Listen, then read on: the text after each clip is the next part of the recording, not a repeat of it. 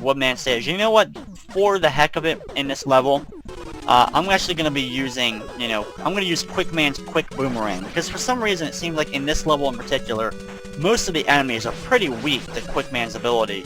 So just for, for the fun of it, I will run around and shoot everything with the Quick Boomerang for the most part during the course of this level. If you've never seen it in action, yeah, it's basically a boomerang. You shoot it out, and then it comes right back towards you. It doesn't have that weird, like, 3 in a row and then they retract in a different direction that he actually used against us. But either way, it's a pretty decent weapon, and it works really well against these the tiger-style enemies that shoot the fire at us. You can see it only takes a handful of quick boomerangs in order to defeat them. And here's the third one. Jump up, shoot when it can, take a little bit of damage from the fire. Thankfully the fire doesn't do too much. I'm surprised, because most of the random enemies will do so much damage to Mega Man, especially on the harder difficulty. But that tiger fire enemy in particular, well, somehow his fire really doesn't hurt that bad. Take out these bats with a few boomerangs, and I got a little bit of an item boost. And work my way up this ladder. And now continue on. Now we're going to come to this outside area, and we have these monkeys that are absolutely positively annoying as heck, because they only jump at me when I get close to them. So really, I just suggest running through them at most, and killing the birds as they drop the eggs, just so you can seemingly sometimes get those health boosts, because it's just not worth the time trying to maneuver around the monkeys. Got down here, kill another one of the bunnies with the quick boomerang. And there's another one, but this one, half the time I cannot kill with a boomerang, so I'm just going to skip him and go down to the next one. But this one I can take out with it. He's taken care of. And work my way back down the ladder, and now we have an area that is full of these random chickens, and what's really easy to dodge them is just head to the left real quick, and then proceed to the right, and you'll get them to jump over you every time. So you don't even have to worry about fighting them. But after you get past them, it's time to enter Woodman's lair and do battle with Woodman, which I'm going to switch back to the Mega Buster just to defeat the boss with.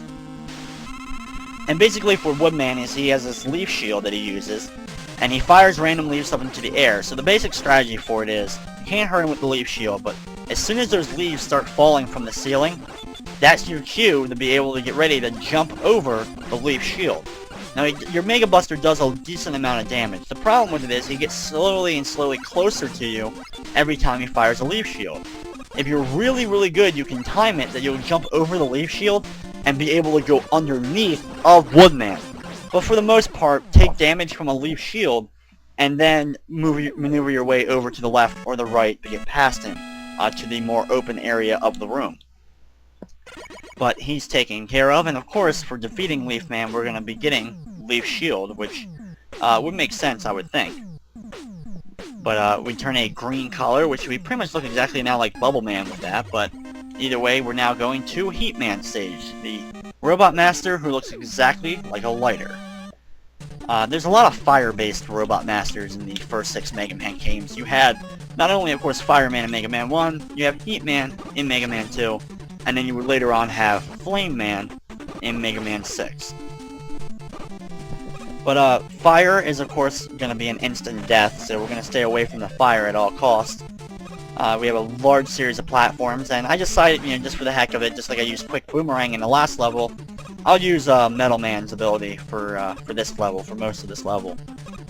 Metal Man's ability actually is pretty much one of the best of just the used items on the normal enemies throughout the game, as we have the first appearance of disappearing, reappearing blocks in this game, which I'm going to be bypassing the big chunk of them using that Beta Rust Jet, which I mentioned earlier.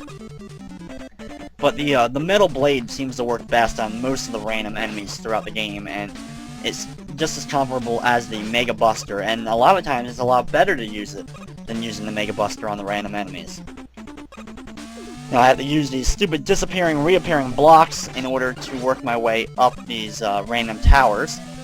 But that's the last one there, and now I'm going to head over to the right. You're going to see the blocks starting to appear randomly above me here, as I'm going to run underneath of them.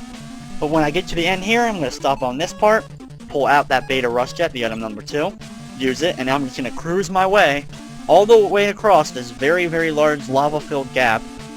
And then when I get to the end, jump off of it, And go down here. And, you know what?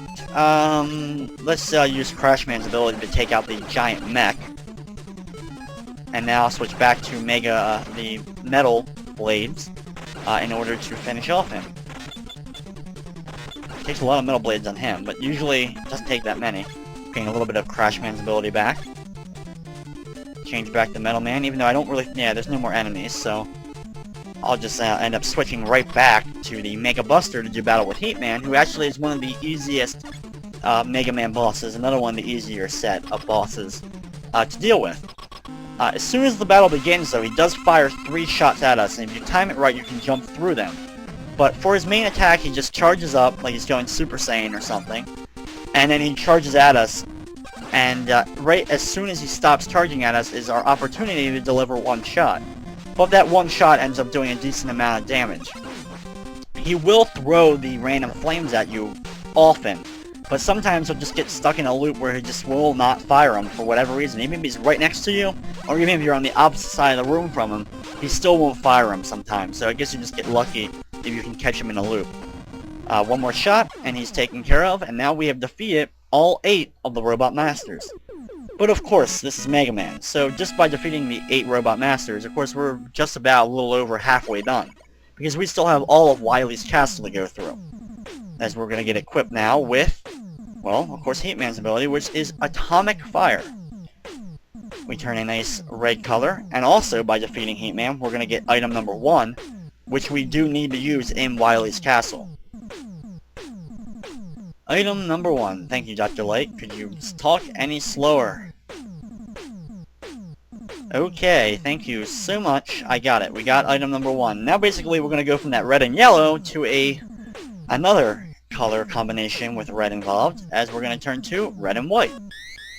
And now when we go back to stage select, instead of actually getting to choose to go to Wily's Castle, it's just going to automatically take us into it. As we see Dr. Wily in his classic UFO, and he's going to hover towards his giant skull castle. And he's going to fly inside the giant eye of the skull castle. And after he does that, the map will appear, so we get to see pretty much how many levels that we're going to have. And here we go with the best music in probably all of Mega Man. But of course, it's also the start of the Wily's Castle. So here we go with Wily's Castle, Stage 1. And it's going to start off with all these random birds that we've been dealing with. One of my least favorite enemies, of course, in probably all of Mega Man history. I'm going to pull out item number 3 here, which I mentioned before. And like I said, it basically hops around, attaches to a wall, and then when you jump on it, it works kind of like a little mini elevator. It'll go up to the top, and I can use that in order to get over certain platforms, certain jumps that I have to make. So I'm going to use it there, get over here, and now basically, I'm only going to have to use it, I think, 2 more times throughout the rest of this video. It's overall not as useful as probably item number 1 is in terms of being able to use it as a platform, because it must meet a wall in order to be able to be used. But it's still a pretty decent item. Now, as I'm working my way up here, I'm going to get past this guy right here. Screw it, after I got hit, I'm just going to jump up and get up here. I actually am coming up to a part right about here where I'm going to need to use item number 1 in order to make it across a very large gap. And one of the harder jumps to make in this game. Yes, here we go. Put 3 quick platforms and then jump and attach to the bottom of the ladder. And work my way continuing upwards. I'm going to avoid these guys, but if you just hold up the up button, you should be able to get past before those little robots can hit you. When you get to the top here, you're going to head to the right.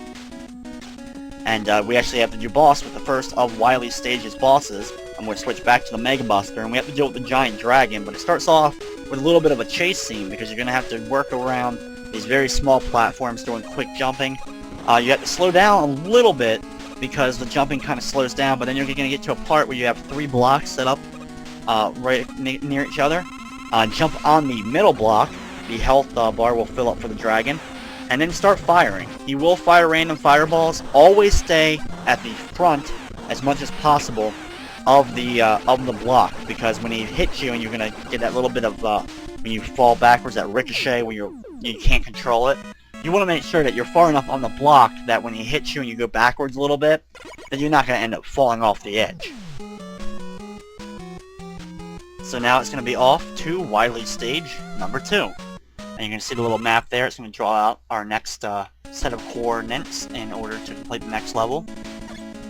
Now we get to hear that great music again, but this will be the last time, unfortunately, that we'll get to hear it throughout Wily's Castle. For this level, it's really a simple level. It starts off here, and then you're going to get to the spike area, pull out the Beta Rush Jet item number 2, and use that to go all the way across this giant gap. Skip the first ladder, jump on the smaller second ladder to be able to get an energy tank. When you fall down the ladder, you'll get an extra life for doing so, as well as a bunch of little item boosts in order to fill up the meter for that Beta Rush Jet that you pretty much used all of it in order to get over here. Next area I'm going to fall down, but be careful of the spikes and head over and fall in the gap. Next little area, we're going to have to deal with more of those random drills that we saw earlier in the game in Metal Man stage.